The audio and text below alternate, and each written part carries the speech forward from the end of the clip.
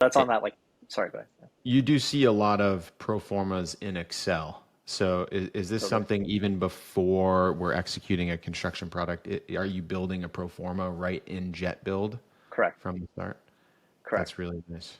Correct. And once you build that and you lock in your budgets, the corresponding payment applications uh, are issued automatically with that same permission control. So your GC is going to see their budget and only theirs. Your architect's going to see theirs and only theirs, so on and so forth.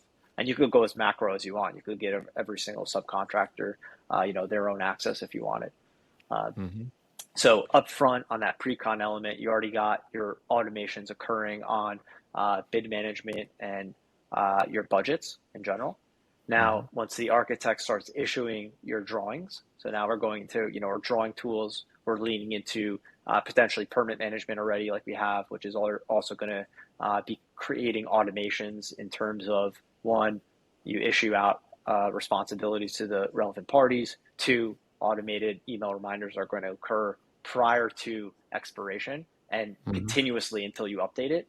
So I'm touching on another administrative thing, right? So while you're trying to manage budgets and people responding to responsibilities, who's on site, payment apps, etc., it's so easy to forget permits. It's so easy to forget insurance, and remind people accordingly. So we're covering both of those angles as well on that administrative headspace, right? Administrative topic. So There's ensure. already like a framework to follow for the things Correct. that need to happen. Correct. Exactly. Exactly. Right. So once you have those initial inputs, the administrative elements are going to be automated. Hey everyone, quick break from the episode. If you're enjoying today's episode, please send this to a friend, like, share, comment, subscribe. It's the only way we're going to help more people. Let's get back to the show. As I think through this software and the data that's going into it, I imagine there's a secondary benefit that could even be larger than the administrative Totally. benefit is the collective data that you Correct. gain, and that gives you better intelligence for the next development. So if you have 10, 20, 30, 40 developments in this software, you start to Exactly. learn from those insights without the administrative work of organizing it yourself. Yeah, I laughed because you caught the kicker to all of this already up front. Off of two, three solutions out of the dozens that we have, Hmm. and that's also a selling point, a major selling point to developers as to why they should be, license holders. Because hey, Hmm. you're paying for stakeholders. This is your property that you're paying for. You should own this data. And guess what data will do for you, right? It'll become an asset very quickly, Yes. both on the administrative side because you could copy and paste this information across your project. So time reduction gets compounded over the amount that you use the product. But then on a more macro scale, exactly as you just pointed out, this is going to become a true asset to be able to tell you, hey, your next project based on your asset class and zip code should cost you Hmm. XYZ for everything, right? From permits to insurance, the budgets, the each sub, etc. Um, as well as schedule. It should cause XYZ schedule based on all of the information that we have, including Gantt chart scheduling. Could you talk a little bit about the pricing model? That was a hurdle for developers in your experience. Totally And if I think of, let's say, the construction-based software, it's usually based on volume of how large your contracts are. It's a function of that or number of correct. users. How is your pricing model? Totally. So as you already pointed out, right, we have a free version. So we're doing a Mhm. freemium model. Typically, the free version is being used by existing clients who are adding pipeline projects. So essentially, potential projects, right? Uh, which is going to be free, and it gives you access to our drawing module, which we didn't even get to on our example. That allows you to do overlays, at mentions, markups, tons and tons of features. You could link them to sorry, the linking will actually would not be free, so I'm not going to mention that. You can, That's okay. yeah. So you got your drawing module, so you got your drawing basics. You add your users and groups, your meeting minutes, which is a great tool that you can add actionable items to, uh, and permit management and task management. So that'll all be in your free module for typically pipeline. If you want to mess around and play with it, by all means, go ahead. And then once you're ready to activate for your kind of new user, I'll call it, on a single project basis, you'll see it's on our website, really off the shelf type of thing. You get the entire product, unlimited users and groups. There's no hidden anything. That's 6K for the year. And then beyond that, our pricing model will depend on a few factors. One, of course, being how many projects, so how many licenses do you want? Two is what is a very broad range of your project size so that we could understand bandwidth. And I say range in particular because we're not taking a percentage or a value number off of the size of your project. Rather, it's just a bandwidth calculation. And that's pretty much it. We'll price to the scale of your organization. So what that means is dissimilar to what exists in the market is the more you use Jet, the better pricing you'll receive. I learned to look at pricing of software differently. I used to look at software and be like, this thing's already created. I'm just another user. How am I going to pay $100 or $200 or $1,000 a month for this software? Like I am just getting like, I'm getting the hat pulled over my eyes. I don't see what's going on. I'm paying way too much. And I forget who shared this insight with me, but it's to think of the opportunity cost, or like how many people don't you have to hire? Like how many people will this software replace, or how more effective, how many hours of time does it save my team? And then you start to add up all those hours, and all of a sudden you look at something that costs $100, $200, $1,000 a month, and the financials very quickly make sense. You're getting a really good ROI just in time savings alone. And that was a big aha for me, because as somebody that doesn't come from a technology background, I'm not in the tech world. It probably sounds crazy to people that live in the software world. They're like, of course, shaking the screen or yelling at me. But not coming from a software background, like it was a hurdle for me to get over the cost. I was like, I can't believe how expensive software is, but it truly is that valuable. Totally. What we say, clients, potential clients, is each individual gets to do exponentially more now with the product. And that's kind of what you were asking and touching on, and what I responded to, in the sense that having Jet up front, the more you use it, you'll see the ability to focus almost purely on proactive decision making because of all of the automations that are occurring. So every individual gets to just do exponentially more for your company.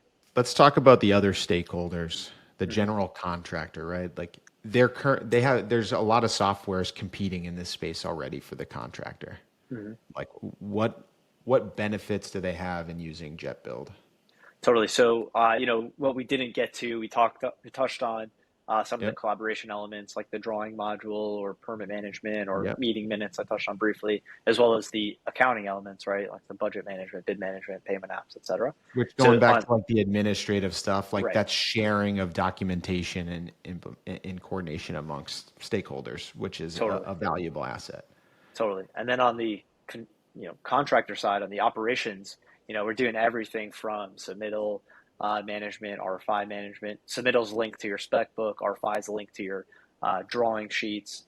Punch lists, which link to your drawing sheets as well. Daily reports, Gantt chart scheduling. Really, all of the features that all of these other incumbent products have. The difference and the differentiator that we're providing the market, one is you get a new tech stack, right? So what does that mean? Is if you could imagine using your computer from the early 2000s or your smartphone from the early 2000s and comparing that to today, I mean, that's what you're going to see immediately once you use a product, is just a completely redefined UI, UX, user interface, user experience that allows you to really do everything I just said in 3 clicks. I mean, I have this LinkedIn post going every so often where I do 3 click command with Jet.Build. And it's just so many examples of functionality that you could produce in literally 3 clicks. And that's to say the intuitive simplicity of our product, the simplicity in which we built the product. So those are 2 major distinctive differentiators. And then the last, like we've touched on before, is you're just gonna save point blank on your budget, right? So opens you up for other products, if it's AI safety, if it's better concrete pouring accuracy, and all of these things could plug into Jet as your central command, and then again, truly giving you the ability to manage data as an asset because you're plugging them all into one central hub, while allowing you for that budget space to get those other products. I'll try to reiterate this from an outside Do perspective. it. So as a contractor, you're giving them all of their immediate needs, the drawings, the submittals, the meeting minutes, the markup. You can tag people that are responsible so you can assign tasks, that sort of thing in there.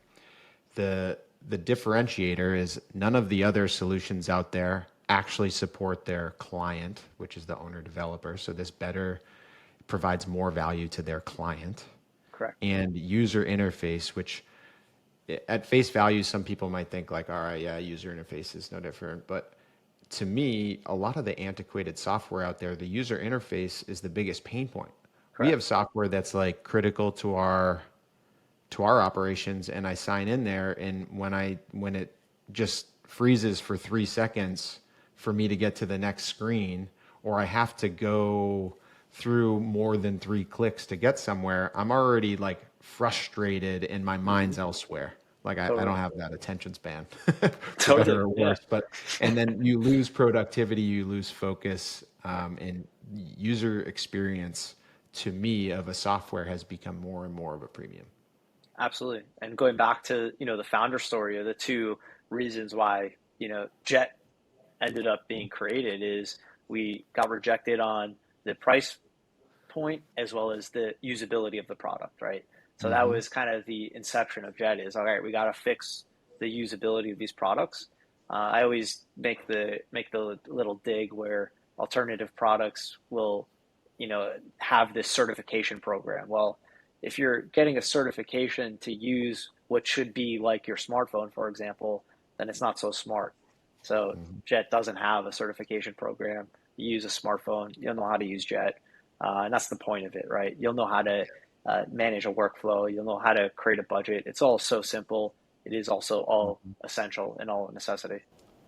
Yeah, I think high quality software really is intuitive when you use it. You don't need Totally. to like go through training. It's something that you can really figure out on your own. Talk about the subcontractors. There's Hmm. a lot of them on every single job. Does this software provide them value directly, even if a general contractor and owner is not using it? I'll share from my experience. My background is in the structural steel environment, so I looked at all kinds of software to help manage shop drawings, submittals, and those sort of things. And Hmm. oftentimes you're defaulting to whatever the general contractor on the job is using, but Right. you still have to manage all of this stuff internally. And I found the software solutions to be extremely clunky and frustrating to where Right. we just literally used folders on our computer to Right. manage and shift drawings around. So, what kind of benefits does a subcontractor have? That's a great question, and this is a conversation piece that I'm always intrigued by. So I could imagine, I don't come from a Hmm. subcontractor in terms of professional background, so I can't say or know, and just tell me what you think. Yeah. Is I would imagine, a subcontractor needs to build a budget. They need to build a schedule internally. They need to do their own, like you said, drawing markups, whether Hmm. it be submittal, et cetera, and then push it external, right? Push all this stuff external. So I would imagine, I mean, there's a use case for really any company who's doing all of these, operational functions. What I do hear and what I definitely understand, as you pointed out, is subcontractors typically will be defaulted to use the general product of the project. Hmm. So I understand that exists too, and knowing that those two dynamics, are happening, I'm not sure if necessarily the solution, but very happy to explore Yeah. if there is really a relevant use case for a subcontractor. Yeah, and so because you mentioned specialty contractors, and maybe that's different than what I'm thinking of, because I think it's very prudent of you to be forward. Like this isn't necessarily focused on one subcontractor and solving their direct problem. Mm-hmm. It's solving a problem kind of end to end, right? So it's not going to necessarily do everything a subcontractor needs.